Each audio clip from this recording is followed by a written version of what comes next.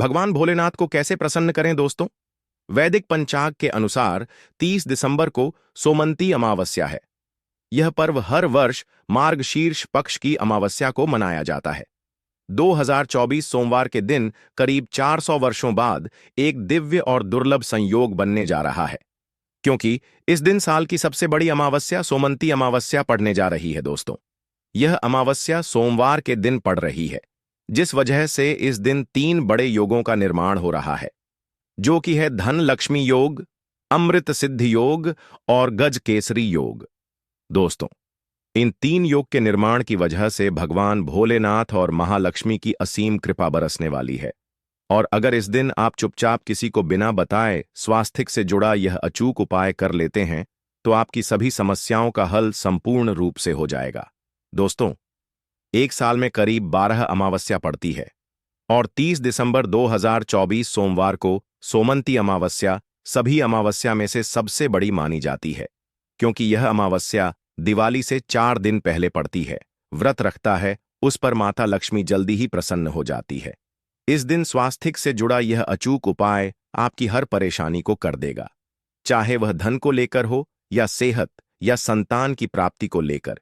इसीलिए दोस्तों, वीडियो को आखिर तक जरूर देखें।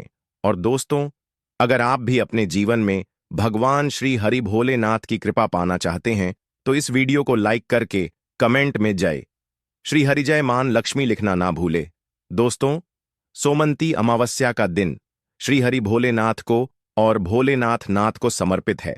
इस दिन जगत के पालनहार श्री हरि भोलेनाथ अपनी 4 महीने की योग्य निद्रा से जागते हैं। इसके बाद से ही सभी मांगलिक काम आरंभ हो जाते हैं।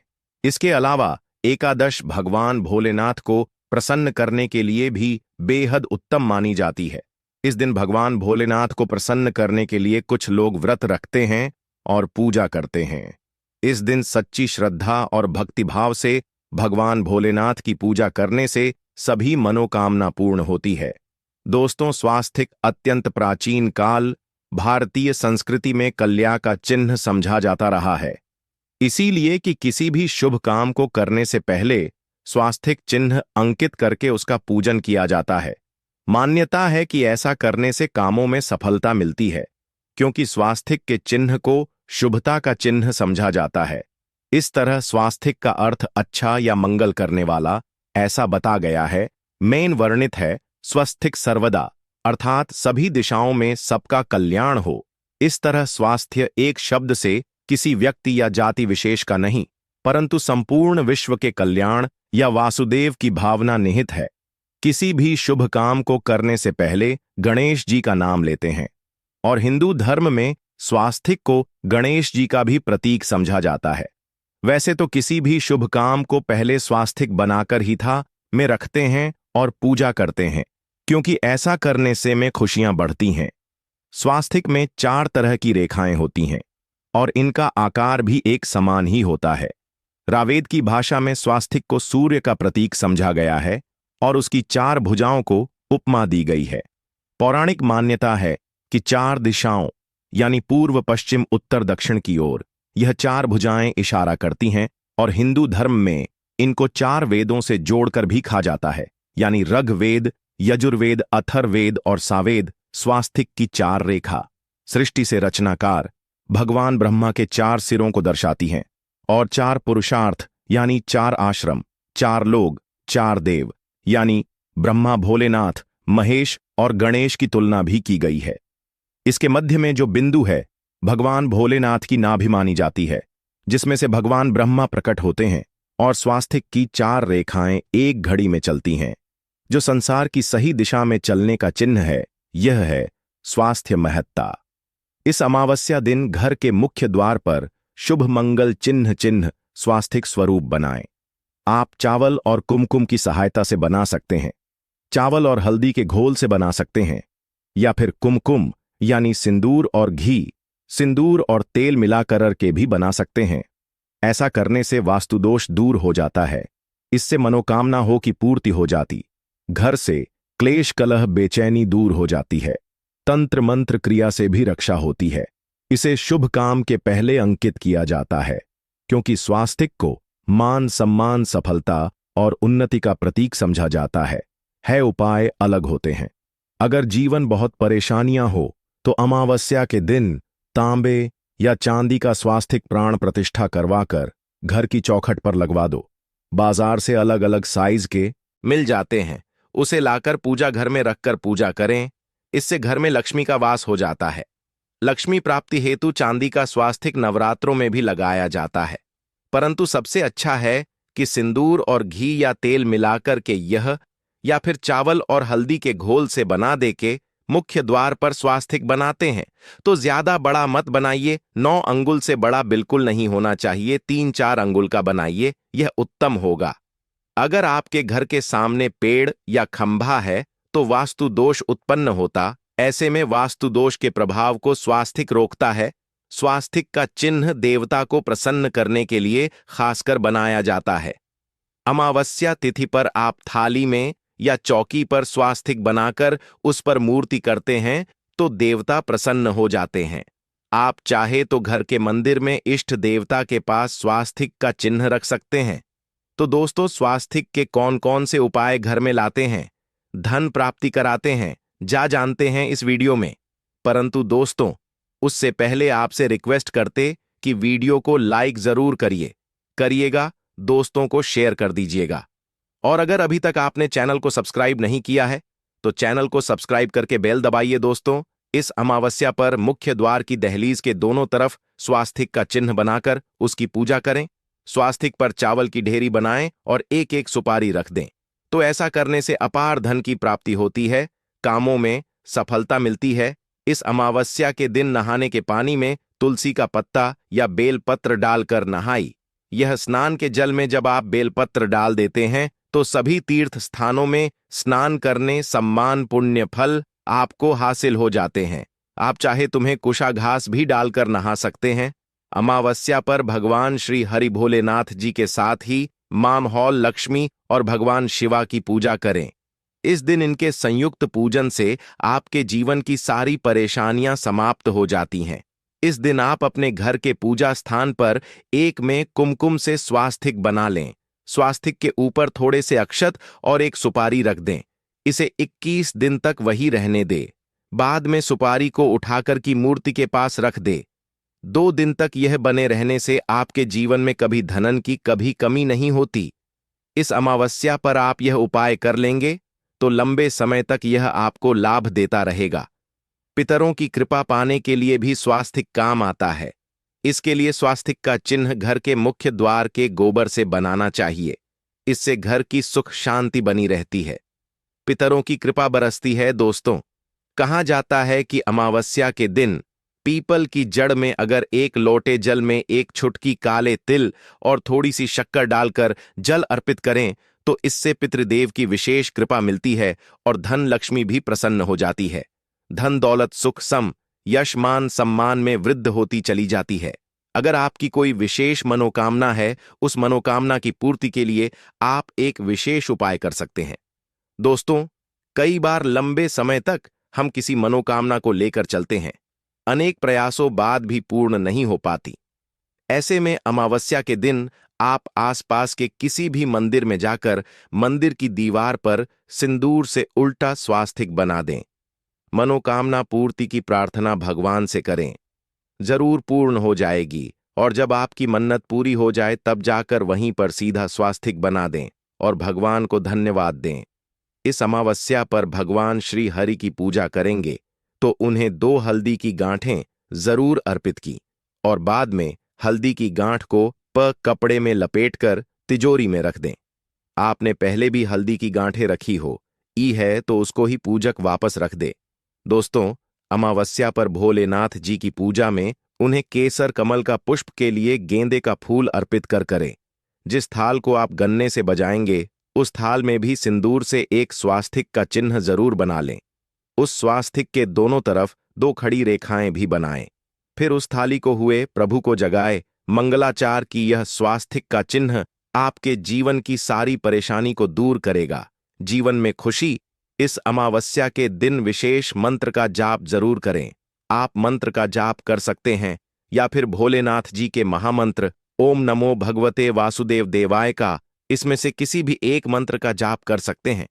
जो भी मंत्र आसान लगे उसका जाप कर ले। इस अमावस्या के दिन अपनी मनोकामना की पूर्ति के लिए यह उपाय कर सकते हैं। आप तुल्य में जब अर्पित करेंगे तब एक लोटे में जल लेकर कर उसमें छुटकी हल्दी, 2-4 बूंदें दूध, थोड़ी सी मिश्री और 1 छुटकी अक्षर डालकर ही अर्पित करें और शाम के समय तुलसी के समक्ष घी का दीपक जलाए। इस दीपक में 1 का रख दें और बाद में इस सिक्के को उठाकर संभाल के रखें। तुलसी को भोलेनाथ प्रिय भी कहते हैं, इसलिए देवता जब जागते हैं तो सबसे पहले प्रार्थना तुलसी की सुनते हैं। वैसे यह सिक्का रोज के दीपक में भी आप डालकर दीपक जला सकते हैं। ऐसा करने से सस का सिद्ध हो जाएगा। फिर जब भी महत्वपूर्ण काम से आप घर से बाहर हैं तो इस सिक्के को साथ में रखकर निकले। आपको काम में सिद्ध जरूर हासिल मिलेगी। इस दिन दीपक का उपाय जरूर ही करें। एक दीपक घर के मुख्य द्वार पर अंदर की तरफ से या फिर पास के किसी मंदिर में, एक दीपक तुलसी के नीचे, एक दीपक अपने घर के पूजा स्थान पर इस दिन जरूर जलाए। पूज के बाद जरूर करें। आरती की थाल में कुमकुम से स्वास्तिक बनाकर उस पर फूलों की पंखुड़ी और तो अक्षत रखकर फिर दीपक जलाकर प्रभु की आरती करें, सर्वोत्तम होगा। परंतु याद रखें कि भगवान श्री हरि भोलेनाथ को अक्षत अर्पित नहीं किए जाते, मां लक्ष्मी को अर्पित किए जाते हैं। अगर भोलेनाथ जी को अर्पित करना चाहते हैं तो हल्दी से रंगाकर रर ही पी लें, अक्षत अर्पित करें। तो दोस्तों, विधि विधान से इस दिन पूजा आराधना करें, स्वास्तिक के उपाय जरूर करें और भोलेनाथ जी के साथ ही शिवाजी और माता लक्ष्मी की असीम कृपा पाको बनाए। दोस्तों, भगवान भोलेनाथ की कृपा के लिए इस अमावस्या के दिन स्नान करते समय पानी में 1 छुटकी हल्दी डाल लें। इसके बाद स्नान करें और पीले रंग के वस्त्र धारण करके भगवान भोलेनाथ की विधि विधान से साधना करें। इस अमावस्या के दिन श्री हारिका सबसे पहले गाय के दूध से और फिर शंख में गंगा जल भरकर स्नान करा। इसके बाद उन्हें पीले रंग के वस्त्र अर्पित कर मानता कि इस अमावस्या के दिन ऐसा करने से भगवान भोलेनाथ का विशेष आशीर्वाद हासिल होता है। इस अमावस्या के दिन भगवान भोलेनाथ की पूजा करते समय उन्हें केसर अथवा पीले चंदन या हल्दी का तिलक लगाए। साथ ही साथ भगवान भोलेनाथ के प्रिय पीले रंग के फूल और पीले फल चढ़ाए। मान्यता है कि इस उपाय को करने से भगवान भोलेनाथ शीघ्र ही प्रसन्न होकर भक्तों को मनचाहा आशीर्वाद देते हैं। आपके नजदीक भगवान भोलेनाथ का मरना हो तो आप भगवान भोलेनाथ के अवतार भगवान श्री कृष्ण की मूर्ति की भी पूजा करके इस अमावस्या का पुण्य फल हासिल करें। ईश्वर की साधना आराधना में मंत्र जप का विशेष महत्व होता है। ऐसे में राम दरबार की तस्वीर अपने घर में लेकर आए और श्री राम दरबार की तस्वीर का पूजन करें, या उनकी मूर्ति या उनसे जुड़ी किसी तरह की कोई चीज आपके पास है तो आप उनका पूजन करें। सारे देवी देवताओं का आपको आशीर्वाद मिल जाता है। हनुमान जी से लेकर सीता माता, भगवान श्री राम और अन्य देवी देवताओं का भी आशीर्वाद मिल जाता है। निश्चित तौर पर अपने घर के पूजा घर में एक साथ आप यह तस्वीर रख सकते हैं। इससे आपके जीवन में राज्य योग की हासिल हो सकती है। दोस्तों, इसी तरह यदि आप अपने घर के पूजा घर में या किसी अन्य स्थान पर यदि कोई तस्वीर रखना चाहते हैं और उसे लगाकर अपने घर में लाभ हासिल करना चाहते हैं तो अपने घर में या पूजा आपको निश्चित तौर पर त्रिदेव की तस्वीर या मूर्ति एक ही स्थान पर लाकर अवश्य रखनी चाहिए। ब्रह्मा, भोलेनाथ और महेश, इन तीनों की संयुक्त से एक साथ तस्वीर अपने घर के मंदिर में या अपने घर में कहीं भी लाकर रख देनी चाहिए। समझा जाता है कि इन 3 देवताओं के एक साथ दर्शन करने मात्र से हमारे बड़े से बड़े विघ्न और बड़े से बड़े कर्ष ऐसे ही समाप्त हो जाते हैं। इसी वजह से इन तीनों की एक साथ में तस्वीर या मूर्ति लाकर आपको पूजा अवश्य करनी चाहिए। दोस्तों, अब बात करते हैं कि कुछ ऐसी तस्वीरें होती हैं या ऐसी मूर्ति होती हैं जिनको आपको अपने पूजा घर में स्थान ही नहीं देना चाहिए। यदि आपने इन तस्वीरों को या मूर्ति को अपने घर के पूजा घर में स्थान दिया है तो समझ लीजिए कि आपको कंगाली का सामना करना पड़ेगा या फिर देवी देवताओं की क्रोध दह का सामना करना पड़ेगा।